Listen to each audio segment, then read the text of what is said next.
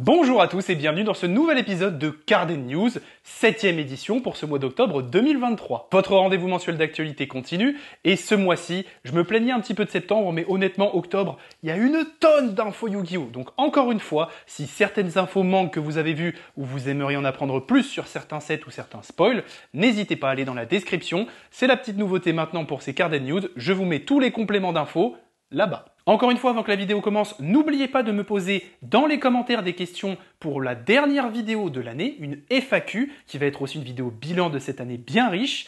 N'hésitez pas, même si c'est pas en lien avec la vidéo en cours, dites bien c'est pour la FAQ, je note tout ça dans un coin et j'essaierai d'y répondre. Bonne vidéo! Comme dans la précédente vidéo actu, on va essayer de commencer très fort avec les nouveaux spoilers pour les prochains OTS. La 23e édition a commencé à fuiter et croyez-moi, ça va être une dinguerie. Par exemple, on va revenir le Corbeau Dédé, Didicro, en super rare et ça fait vraiment bien plaisir dans une méta où le cimetière est un endroit clé pour bon nombre de decks combos. Mais ce sont surtout les Ultimate rares qui vont régaler dans ce set avec la présence confirmée de contrôleurs d'ennemis, mais surtout de Kurikara. Hormis les OTS 22 qui introduisaient la poussée des triples tactiques en ulti, la dernière fois qu'on a eu des OTS avec d'aussi grosses staples en rareté remonte quand même aux OTS 17 et aux OTS 14, avec respectivement Infini Éphémère et Nibiru à l'intérieur. On se retrouve bien sûr en boutique pour essayer de choper ces petites dingueries qui sont arrivées chez nous depuis le 25 octobre de ce mois-ci. Alors là, je suis vraiment désolé, mais on va attaquer un très gros chapitre de cette vidéo consacré majoritairement à l'extension Phantom Nightmare. Énormément de spoils ont été annoncés pour cette boîte durant tout le mois d'octobre. Je vais bien sûr vous parler des plus importants. Et là, on commence à rentrer dans du très lourd avec les Goblin Rider. Bon, ce sera un peu moins stylé en français, ce sera Cavalier Gobelin. En plus d'un nom qui en impose, 9 nouvelles cartes ont déjà été annoncées pour ce nouvel archétype. Et comme d'habitude, vous me connaissez, je vais vous faire mon petit top. On va commencer gentiment avec le Cavalier Gobelin Doug, l'assaillant. Tant qu'il est dans notre main, on peut détacher un Matérialexis d'un monstre sur le terrain. Et j'attire bien votre attention là-dessus, ça va être la mécanique de tout l'archétype. Donc réfléchissez bien, mais ça va être une dinguerie. Et si on le fait, on va tout simplement l'invoque spé. Et justement, lorsqu'il est norme ou spé, on va pouvoir tuto une magie ou un piège Goblin Rider depuis notre deck à notre main. On va maintenant aller gentiment se balader du côté de l'extra deck, et on va parler du Cavalier Gobelin Gabonga, le prétentieux. Pour moi, c'est la plus grosse dinguerie du deck. Son premier effet pourtant est assez simple, lorsqu'il est invoque spé, on va pouvoir tout simplement tuto un monstre gobelin depuis notre deck à notre main. Ensuite, lorsqu'un Matérialexis est détaché d'un monstre sur le terrain, on va pouvoir cibler un monstre sur le terrain et l'attacher à cette carte comme matériel. Je vous avais prévenu, dinguerie. Et pour finir, durant chaque N phase, on va pouvoir attacher un monstre gobelin depuis notre deck à cette carte comme matériel. Ça va faire des gigazeus sa mère. Du côté magie et piège, on retrouve aussi quelques pépites, comme par exemple la grande assemblée des cavaliers gobelins. Premier effet assez simple et statique, cette carte va booster tous nos monstres gobelins de 300 points d'attaque pour chaque gobelin qu'on contrôle. En plus de cette belle aide à l'OTK, cette carte va avoir des effets supplémentaires, bien sûr. Pendant la main phase, deuxième effet statique, elle nous permet d'invoquer normalement monstre gobelin supplémentaire en plus de notre invocation ou pose normale. Enfin, et ça c'est le seul effet qui s'active de la carte quand même, on peut cibler deux gobelins qu'on contrôle qui ont un niveau, donc hors Xyz, et soit le niveau d'un des deux monstres devient le niveau de l'autre, soit le niveau des deux monstres devient la somme de leurs niveaux réunis. Traduction, vous avez un niveau 2, un niveau 1, donc soit ils deviennent tous les deux 2, soit tous les deux 1, soit vous avez un niveau 2, un niveau 1, ils deviennent tous les deux niveau 3. Enfin, dernière carte que je vais vous présenter, et cette fois-ci on va aller du côté des pièges, c'est la ruée du Cavalier Gobelin. Durant la main phase, immédiatement après la résolution de cet effet, on va pouvoir invoquer par Xyz, en utilisant bien sûr seulement des monstres gobelins qu'on contrôle comme matériel. Ou alors, on peut aussi faire autre chose à l'activation. Si on contrôle un monstre Xyz gobelin, on peut cibler un autre monstre à effet sur le terrain, détacher un matériel Xyz de notre monstre, et annuler les effets de la cible jusqu'à la fin du tour. Franchement, la mécanique de l'archétype a l'air hyper cool, mais c'est surtout qu'on va jouer un deck Xyz anti-Xyz chez l'adversaire. On doit détacher des matériaux de monstres Xyz présents sur le terrain pour faire les effets des cartes de l'archétype, c'est-à-dire qu'on va aussi détacher des matos chez les monstres adverses. Et c'est ça que je trouve quand même super fort. Ça peut par exemple dépouiller les matériels d'un Zeus pour éviter qu'ils break des boards. C'est donc selon moi un deck qui est clairement à surveiller. Et au fait, pour la petite anecdote, sachez que les Goblin Riders font partie du même lore que Snake Eye et Diable Star. Voilà, c'était la petite parenthèse de cette vidéo. On va maintenant passer au côté support présent dans la display Phantom Nightmare. Vous verrez que du coup, ce gros passage de la vidéo va être découpé en plusieurs axes principaux.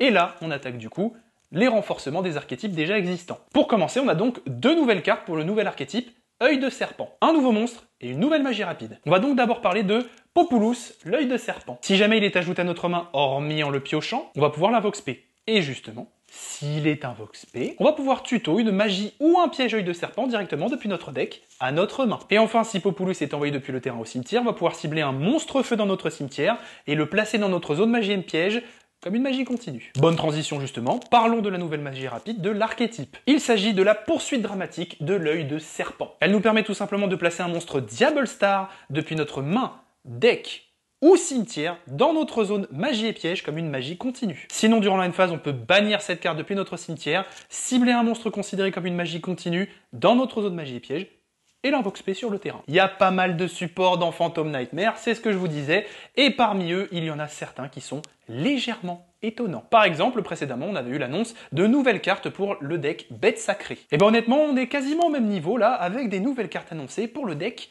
Gardien de la Porte. Vous avez bien entendu, un nouveau monstre et une nouvelle magie ont été annoncés pour cet archétype qui a connu une bonne refonte dans le labyrinthe des souvenirs. Le deck des frères Paradox va connaître un bon gros boost, en commençant avec le Gardien des Ténèbres. C'est un nouveau boss monster pour le deck, et il peut être invoqué spécialement uniquement avec l'effet d'élément des ténèbres, ou alors en mélangeant Sanga, Suijin et Kazejin depuis notre main, terrain, cimetière ou zone de ban. Il ne peut bien sûr pas être détruit au combat, et surtout, s'il est invoqué avec élément des ténèbres, il est inaffecté par les autres effets de monstres et de magie activés par l'adversaire. C'est donc un gigamur avec 3800 de stats. Bon courage pour passer ça. Sinon, parlons justement de la magie, élément des ténèbres. Elle nous dit que tant qu'on a un monstre gardien de la porte dans notre cimetière, on peut payer la moitié de nos points de vie, puis on peut faire l'invoque spé d'un monstre gardien de la porte de minimum niveau 11, ou plus, depuis notre main, cimetière ou extra deck, en ignorant ses conditions d'invocation. En bonus, on peut bannir cette carte depuis le cimetière pour tuto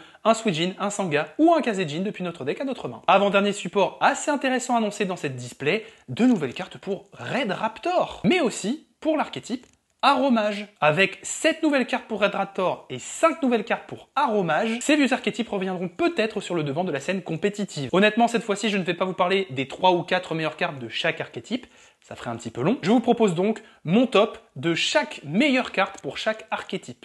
Selon moi, bien sûr. Vous pourrez débattre dans les commentaires. Côté Aromage, pour moi, c'est la nouvelle fusion qui fait l'unanimité. Aromalite Magnolia risque d'être redoutable. Elle nous dit que tant que nos points de vie sont supérieurs à ceux de l'adversaire, très simple dans un deck où on gagne beaucoup de points de vie, les monstres plantes ne peuvent pas être détruits par des effets de cartes de l'adversaire. C'est déjà pas mal strong, mais c'est pas tout. Une fois par tour, on peut payer 2000 points de vie et bannir un nombre de cartes sur le terrain égal au nombre de vent humide, vent sec ou vent béni qu'on contrôle. Ça ne cible pas, hein, juste comme ça. Et enfin, une fois par tour, si on gagne des points de vie, et même durant la damage step, on peut faire en sorte que tous les monstres plantes qu'on contrôle actuellement gagnent un montant d'attaque égal au montant de points de vie qu'on a gagné. Et bien sûr, c'est jusqu'à la fin du tour. La Gigaruss, là, elle protège nos monstres plantes, elle banne sans cibler, elle booste pour l'OTK. Pour moi, c'était évident que c'est la candidate idéale au titre de meilleure carte pour les nouvelles cartes de l'archétype Aromage. Côté Red Raptor, je vais être assez honnête avec vous, c'était plutôt simple.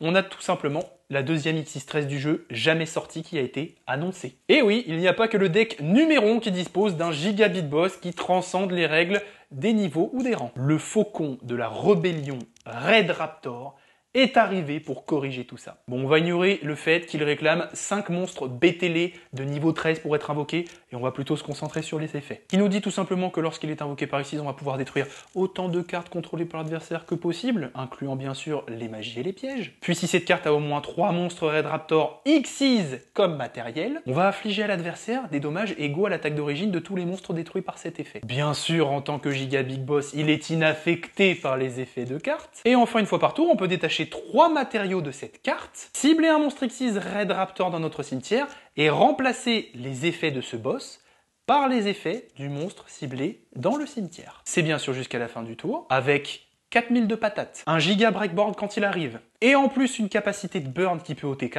Rajoutez à ça une copie de n'importe quel effet d'X6 de l'archétype, bien sûr, et vous obtiendrez juste le plus gros big boss jamais sorti pour cet archétype. Donc si vous survivez à son arrivée en jeu, à la battle, hormis si vous jouez un deck aroma justement et vous avez 30 000 PEV, je vois pas trop comment sinon. Dernière partie sur les infos concernant le set Phantom Nightmare, et cette fois-ci on va s'attaquer au one-off. Et pour certaines, clairement croyez-moi, elles ont des potentiels de futurs staples. Pour commencer, on va parler d'un petit piège tout sympathique qui s'appelle Rumple Tuffle. Il nous permet de déclarer le nom d'une carte monstre. Ça commence pas très bien quand c'est ça. Et jusqu'à la fin du tour, aucun joueur ne pourra invoquer spécialement ce monstre, hormis depuis le cimetière. Sinon, on peut bannir cette carte depuis le cimetière, déclarer le nom d'une carte monstre encore une fois, et aucun joueur ne pourra activer les effets du monstre sur le terrain jusqu'à la fin du tour. Les effets sont un tout petit peu particuliers, mais bien joués et maîtrisés, cette carte peut faire de sacrés ravages, voire même conduire à une fin de tour immédiate. Avant-dernière one-off de cette vidéo, la princesse prisonnière des flammes fructueuses. Troisième anecdote, cette carte va être une exclusivité OCG et Master Duel. Vous avez bien entendu, c'est une première pour l'annonce d'une nouvelle carte TCG. Elle va d'abord sortir dans Master Duel avant de sortir en physique. Cette nouvelle lien 3 va bien évidemment venir renforcer un peu plus les decks autour de la tribu feu. Pour commencer, elle nous dit qu'on ne va pas pouvoir invoquer spécialement de monstres, hormis des monstres feu. Durant notre main phase, on va pouvoir invoquer spécialement monstre feu depuis notre cimetière. Enfin, si un monstre est invoqué spécialement sur le terrain de l'adversaire, tant que cette carte est dans notre cimetière, on peut cibler un monstre feu qu'on contrôle et un monstre contrôlé par l'adversaire, les détruire et réinvoquer cette carte. Honnêtement, je vois un potentiel énorme dans cette nouvelle waifu. Déjà, on va pouvoir main plus facilement des cartes comme la statue barrière des enfers, dans des decks comme Volcanic par exemple, mais il y a aussi les decks Infernoble ou Rescueways qui risquent de potentiellement bien utiliser cette carte, et salement en plus. On a commencé par un piège pour ces one-off et on va terminer par un piège du coup, et ce n'est pas n'importe lequel parce que là je vais vous parler d'un infini éphémère like. C'est le marteau de fer du tonnerre. L'effet est assez simple, mais plutôt violent. Quand une magie, un piège ou un effet de monstre est activé sur le terrain, on va pouvoir payer la moitié de nos points de vie, annuler l'activation de la carte, et si on le fait, on va détruire tous les monstres, les magies et les pièges dans la même colonne que cette carte. Vous compreniez mieux peut-être le giga rayon laser sur l'artwork? En plus, c'est un contre-piège, donc je trouve ça vraiment pas mal. Bien joué encore une fois, ça peut faire des ravages. Voilà, c'était la dernière info concernant le prochain set principal Phantom Nightmare. Pour rappel, il sortira le 9 février 2024 prochain chez nous. On va maintenant basculer du côté goodies de l'actualité Yu-Gi-Oh! Et croyez-moi, ça a été très riche ce mois-ci. Pour vous donner un type de produit qui a été énormément spoilé en octobre, ce sont les figurines. Attendez, on en a quand même 18 ou 19 qui ont été annoncées là. Bien sûr, je ne vais pas toutes vous les présenter. Je vais essayer de vous présenter un maximum de figurines non prototypées, c'est-à-dire qui ne sont pas dans leur version plastique un peu basique. Donc pour toutes celles dont je n'ai pas parlé et qui vous intéressent, parce qu'il y a vraiment des trucs cool, n'hésitez pas, n'oubliez pas, à aller checker dans la description les liens pour avoir les actualités. On va commencer très fort avec l'annonce du 3e volume des figurines Ichiban Kuji. Le volume 3 nous introduit des trucs incroyables. Tout d'abord, on va avoir un petit Jaden Yuki qui va arriver gentiment accompagné de sa carte maîtresse, l'homme oiseau de feu héros élémentaire. Et d'ailleurs, gros coup de cœur pour le Wingman que je trouve magnifique. Mais ce n'est pas du tout la masterpiece de cette collection. Non, messieurs, dames, on a un nouveau Slifer. Et regardez comme ils l'ont rendu badass. Elle déployée sortant d'un écran de fumée, il est insane. Après, généralement, moi j'ai une petite préférence pour les figurines qui sont plus dans un style animé que réaliste. Mais là... bon, après, c'est Slifer.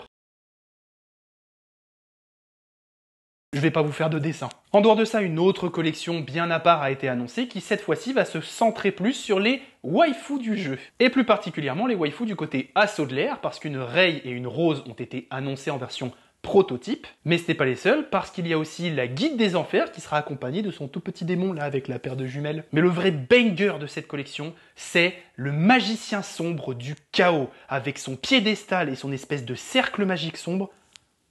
Waouh! Regardez-moi un petit peu, n'empêche, le flow du monstre en train de taper sa quasi meilleure JoJo pose.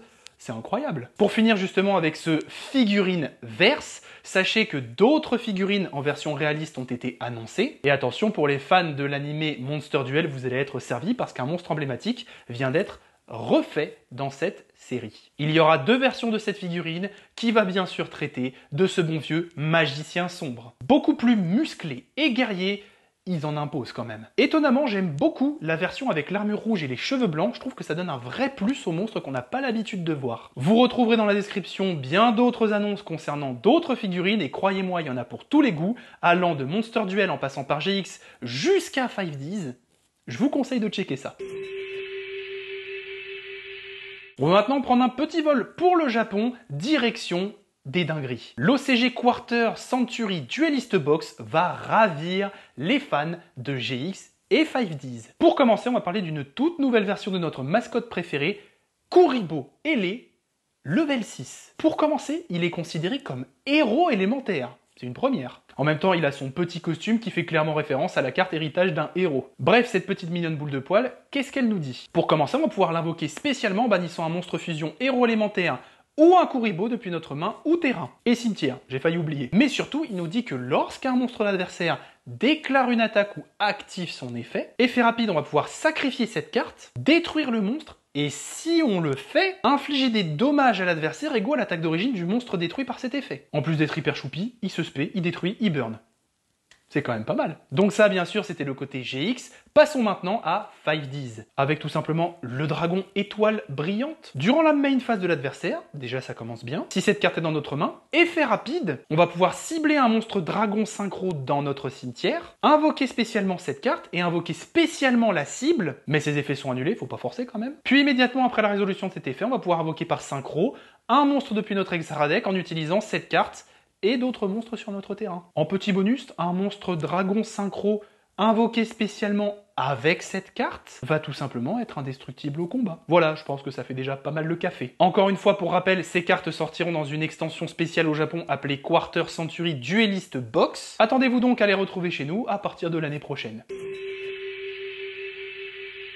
On va terminer cette vidéo avec une info que je vous avais déjà un peu annoncée dans une précédente vidéo news, mais on avait moins de précision et surtout, on n'avait pas de visuel. Cette info, c'est l'annonce d'un tout nouveau set particulier autour des extensions Bataille de légende. On sait donc que ça va s'appeler Bataille de légende chapitre 1 et je vais surtout vous mettre quelques visuels. Cette extension va donc majoritairement réintroduire beaucoup de cartes des sets, et là désolé je vais regarder mes notes, Vengeance de la lumière, Vengeance implacable, Vengeance du héros, et surtout, de Bataille de légende, Armageddon. Et pour ceux qui se posent la question, oui, on va avoir le droit à une reprint du numéro 39 Utopie dans sa version langage astral. Il y a aussi bien sûr des cartes provenant d'extensions plus vieilles, mais ça, on n'a pas encore les spoilers. Ce genre de produit va surtout signer le grand retour des dés, 6 pour être exact, avec des visuels d'Herman, du Cyberdragon ou encore du Soldat du Lustre Noir. Et ça, c'est bien sûr pour ne citer que les plus connus. Rendez-vous le 23 février 2024 pour mettre la main sur ces coffrets en magasin. Et voilà, c'est déjà la fin de cette petite vidéo actu du mois d'octobre 2023. J'espère qu'elle vous aura plu. Comme d'habitude, je vais vous faire un petit top avant de partir de mes infos préférées. Bien sûr, et là je vais l'englober dans un énorme lot, mon info préférée, c'est tout simplement Phantom Nightmare. Cette boîte va être une dinguerie absolue et un des corsets les plus intéressants du coup depuis Age of Overlord, selon moi. L'info où j'ai le plus hâte de voir arriver les choses, c'est bien sûr le nouveau support Gobelin, donc c'est encore une fois lié à Phantom Nightmare, mais ce nouvel archétype Pixies promet d'être pas mal intéressant en termes de mécanique et surtout potentiellement d'anti-méta. Et pour moi, l'info la plus étonnante, c'est bien sûr l'annonce de toutes ces figurines. Je trouve que ça en fait vraiment beaucoup. Et parmi elles, j'en ai pas parlé, vous la retrouverez en description, il y a une figurine de Joey Wheeler, qui est plutôt pas mal avec des petits boucs émissaires un peu partout. Et sur ce, je vous donne rendez-vous le mois prochain, le dernier samedi de chaque mois pour votre rendez-vous news. C'était Slifer.